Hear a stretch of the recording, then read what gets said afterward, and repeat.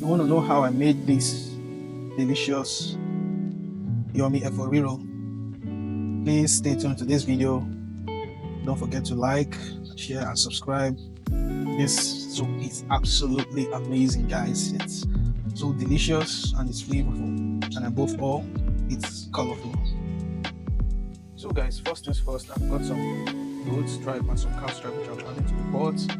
You can feel free to use any protein of your choice, but for this dish today, I'll just be using the cow tripe and the goat tripe. I'll also have some skinned goats, which I will also go ahead to add to the pot. So I'll go ahead now and season with some onions, chopped onions. Yeah, then I'll go ahead with some bouillon cubes, some salt, and then some habanero for heat. I'll go ahead and stir this properly. Go ahead and stir properly. So I won't be adding any water because I want the flavor to heat together before I add any water, so that all the flavor will come together. I'll just go ahead and cover this and allow it to cook for about 20 minutes. Then before I will add the water. So after about 20 minutes, you can see the meat has produced its own meat stock. Meat has produced its own meat stock. So I'll go ahead now and add some water that is needed to cook the meat until it is tender. I think this water should be enough. I will also go ahead and test the seasoning to make sure that I have enough seasoning. Okay, I see I needed a little of bouillon. I'm going to add some bouillon spices and some grounded pepper. And then I'll go ahead and stir it so that all the seasonings will mix together with the meat. And I'm going to cover this, allow it to cook until it is tender. I think this should be good in 15-20 minutes. You can see our meat has been cooking for a while, and I think they are now soft and tender. So then one of the things I'll be doing now is, and this is totally optional, is to be frying my meat. I really don't want it so fresh, looking fresh. I just want it to have that baked and fried or fried looking texture. I know a lot of people sometimes go ahead and fry theirs or bake theirs in oven, but today I'm just going to be introducing this into my air fryer and then baking it for maybe 10 to 15, frying it for like 10 to 15 minutes.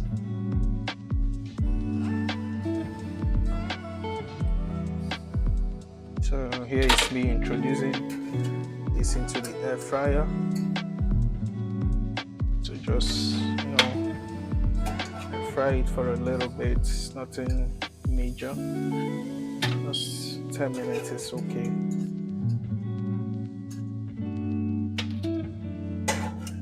And see how soft and tender the meat is looking.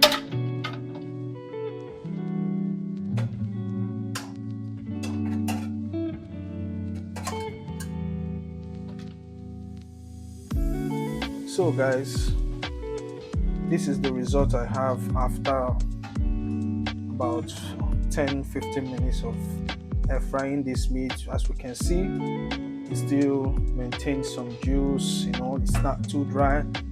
You see, now I'm gonna set it aside and use it later.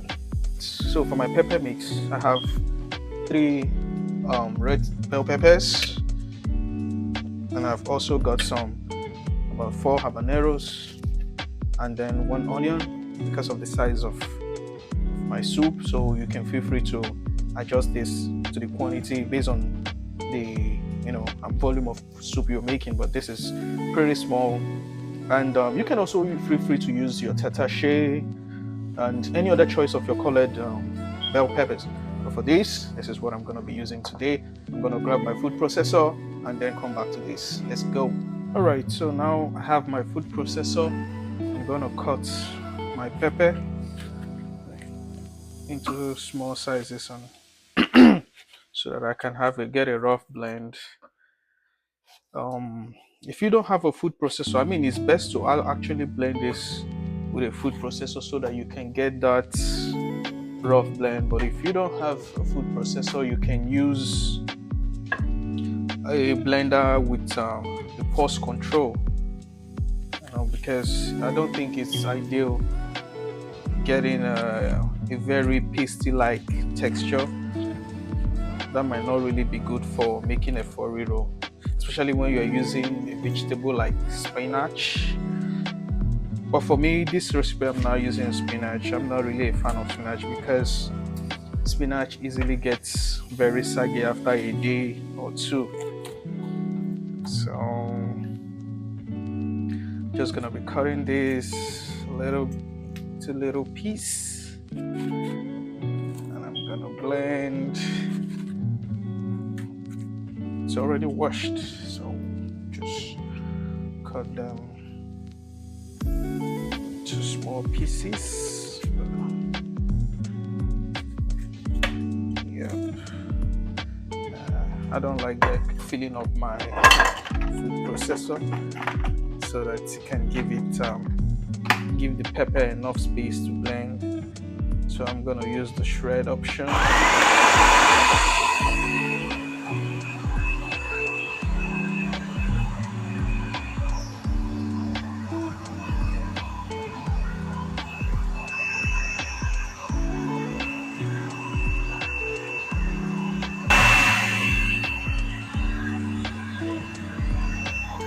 This is the kind of texture. You don't want it to be too runny. Don't want it to have that kind of paste looking like when you are making normal red stew. So you want this to have this kind of rough texture. So I'm gonna go ahead and set this aside and blend the remaining ones. Some kale, which I'll be chopping. I prefer kale because, unlike spinach, it's very, very, it's stronger than spinach. I know a lot of people prefer spinach because it gives that like ugu kind of flavor, but for me, I prefer spinach. I prefer kale, sorry, because like I said earlier on, spinach is very, give it a day or two and spinach becomes saggy. I don't usually add this stock, but I know most people also like adding this stock, but it's not for me. So I'm gonna go ahead and finely chop my kale. Do let me know if you're gonna be trying this kale, or you prefer any other choice of vegetable like collard. I don't really like collard because it gives me this kind of weird smell, but I prefer kale. Is always my go-to. So do let me know in the comment section what vegetable you prefer and why. I'm gonna go ahead and finally chop my kale. Over the years, I've always boiled my kale, just to give it that soft texture. But in this video, I'll be trying something new. I'll be going in with into this kale. I'll be going in with the kale, sorry, without boiling it. I want to see how that turns out. One thing about cooking is always trying different things and see what works. I think this is okay. This texture should be okay. Yep. I think I prefer this texture. I'm gonna go ahead and transfer this into a bowl. I have I think 3 stalks of kale. That's what I might call it. But I'm gonna see what quantity I'll be using.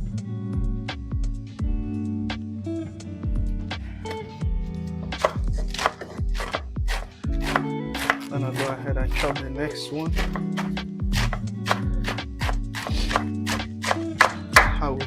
However, finish this off camera and then go ahead and set it aside to be used later. So the next thing I'll be doing right now is to add some oil, palm oil. This should be roughly about 2 cooking spoons of palm oil in a heated pan. And this should be enough. The pan is already heating. Allow it to heat a little bit.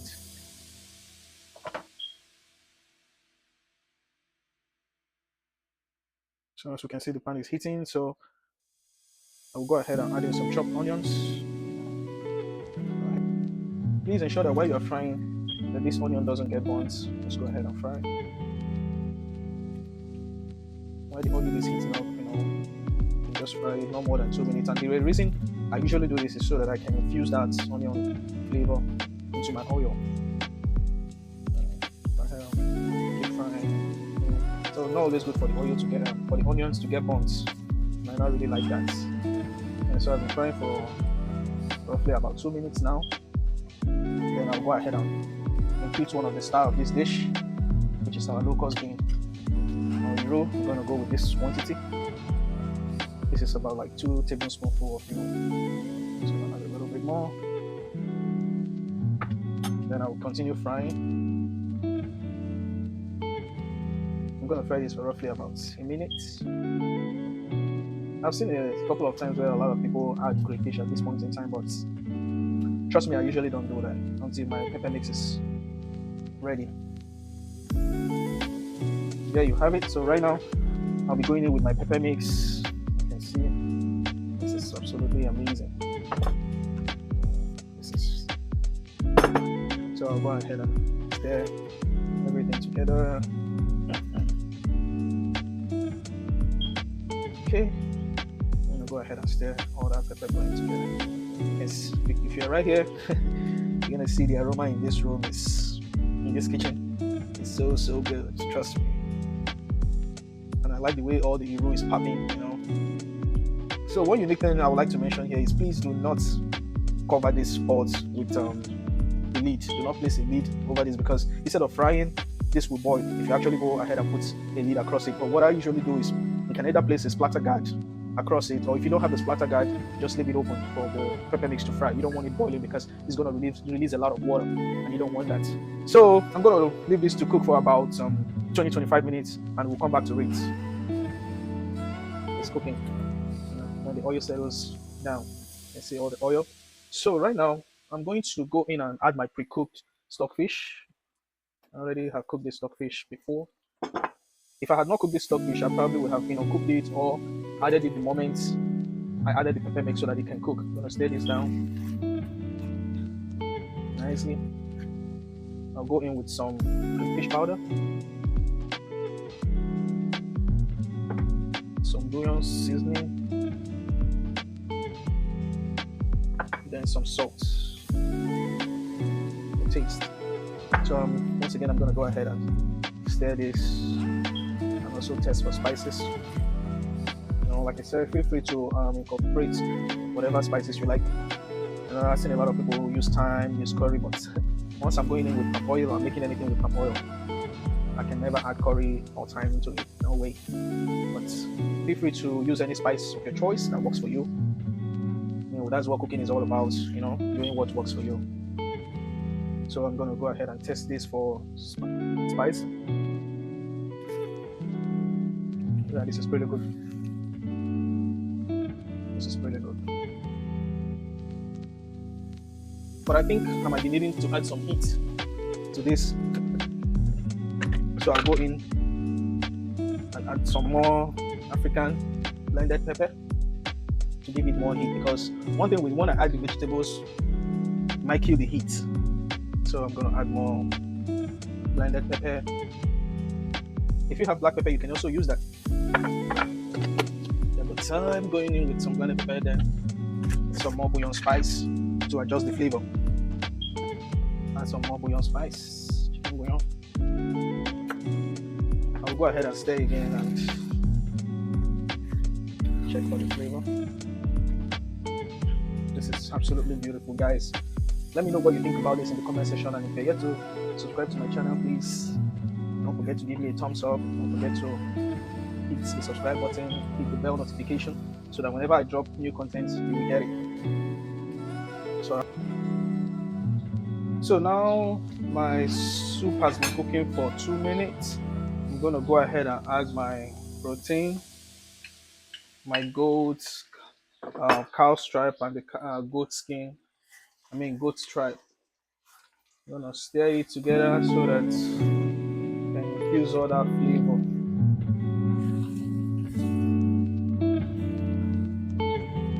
So this has been cooking for about 5 minutes. Now I'm going to incorporate my kale, vegetable, into the soup. So right now I'm gonna sprinkle my vegetable. I would at this point I would really recommend that you just sprinkle and stir to see the quantity you might be needing. so that you can adjust accordingly. If you are the type of person that likes a lot of vegetable in your Efo Riro, it's put more. But for me, I'm gonna be adjusting to see the quantity I'll be needing. Guys, this is absolutely delicious. I'm gonna go ahead and test for spice. This is good.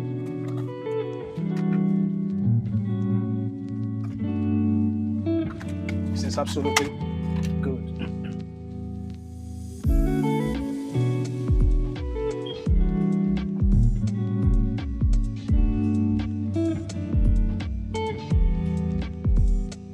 So at this point, I will go in with more crayfish seasoning and more crayfish powder.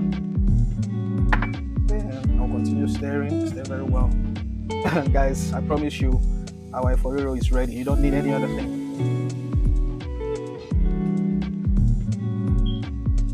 Our Efo Riro is ready to go, and you can serve this with your choice of swallow, curry, fufu, pounded yam.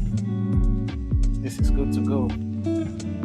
Let me know if you are going to try out this recipe. If you like it, give me a thumbs up. If you want to see more of this video, please don't forget to like, share, and subscribe with your friends and family. Our Efo Riro is good. I'm just going to let this cook for about 2 to 3 minutes, and it's ready.